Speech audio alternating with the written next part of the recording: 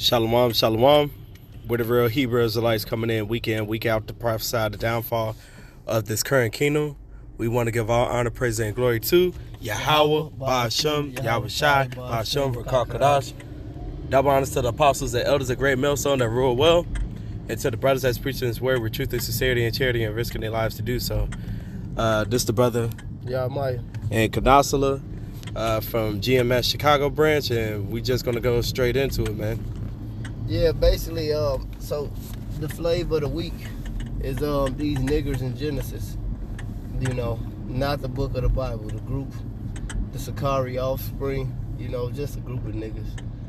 Basically, they new doctrine is that the so-called white man can make it, you know, in the other heathens and other Gentile nations, all right? Now, we always broke it down, you know, truthfully.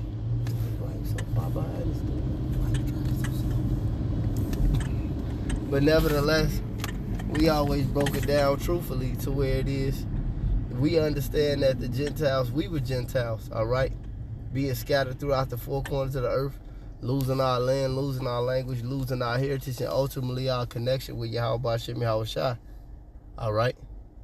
But now, all right, you got these dickheads implicating, you know, and trying to say that the heathens can make it. And there's nowhere in the scriptures where the heathen can make it. Ain't no heathens making it, man.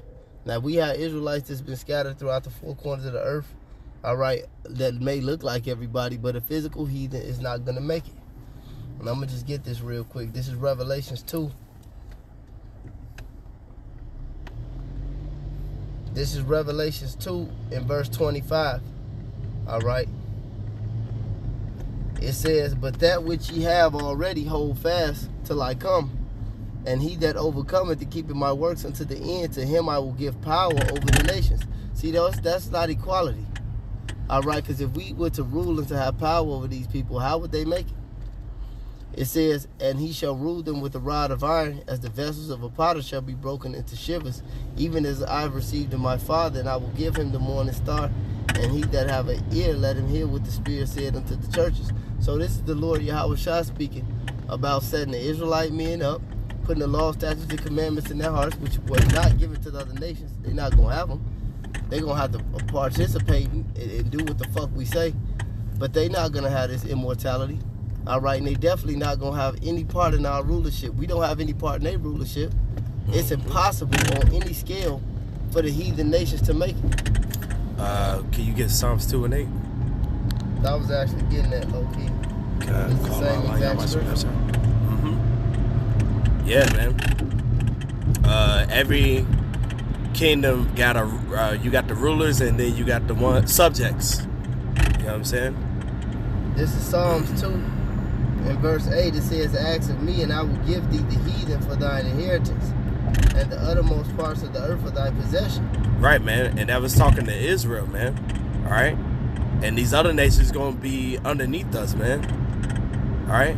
It says, "Thou shalt break them with the rod of iron, thou shalt dash them in pieces like a potter's vessel." Yeah, we're going to be whooping their ass. We're going to put their ass in line, man. All right? It says, "Be wise, therefore, O ye kings, be instructed, ye judges of the earth."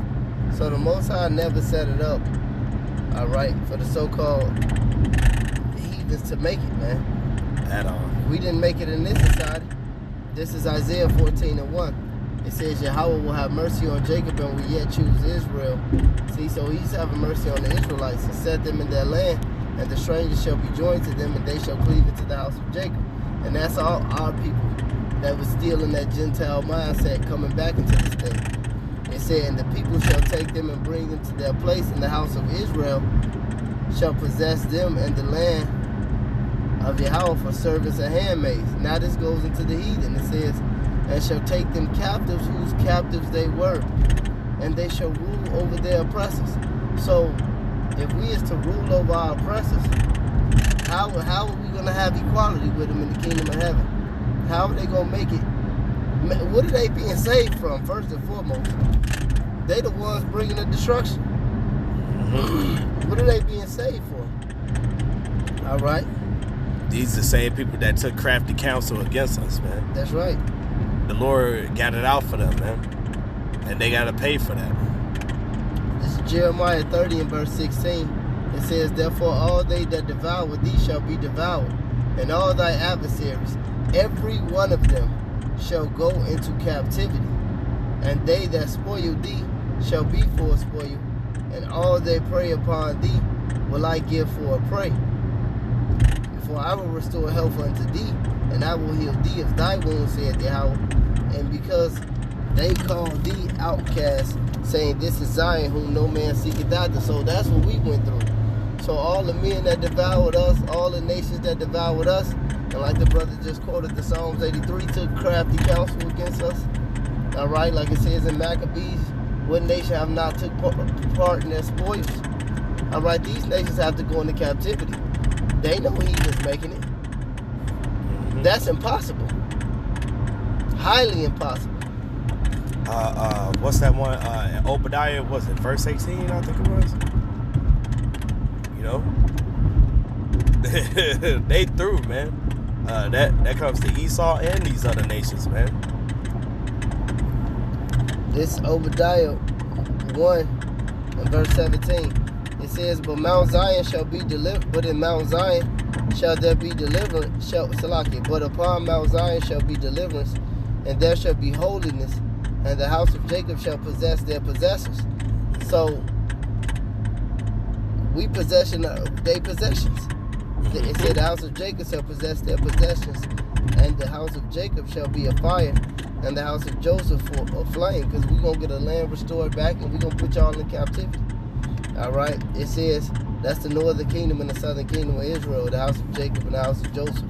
It says, and the house of Esau for a stubble, and they shall kindle in them and devour them, and there shall not be any more remaining of the house of Esau, for Yahweh have spoken it. So there you go. That it wouldn't make no sense in the world that the heathens are gonna make it. The so-called white man not gonna make it. There's our people amongst all these nations, whether it comes to the so-called white man, the Arab, you know, the Chinese, the Japanese, absolutely the Japanese people, you know, which goes into the people of those islands like Minoans, the Polynesians, so-called to speak today, you know, Hawaiians. You know, our people scattered all over.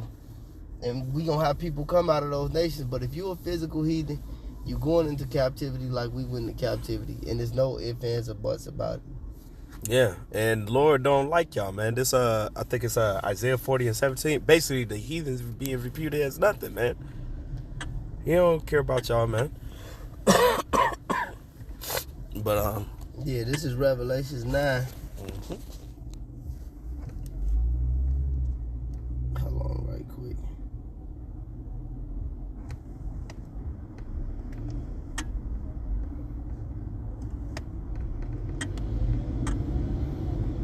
Salaki, this is Revelations 13 and 9. It says, if any man have an ear, let him hear.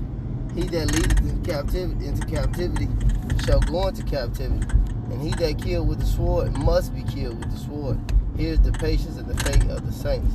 So there you go. It's going to be our reward to put these heathens into slavery, man. There's no way they're going to make it. I don't care what white man paid these false prophets off to tell you that. It's done. Esau's the end of the world, and Jacob is the beginning of it that follows. That's all I got. hey, so with that, we hope this is edifying, man. We want to give all honor, praise, and glory to Yahweh, Ba'ashem, Yahweh Shai, Ba'ashem, Rakal Kadash. Double honors to the apostles and elders of Great Millstone that rule well, and to the brothers that's preaching this word with truth and sincerity and charity and risking their lives to do so. To y'all, we say shalom and a blah, blah, blah. Blah, blah.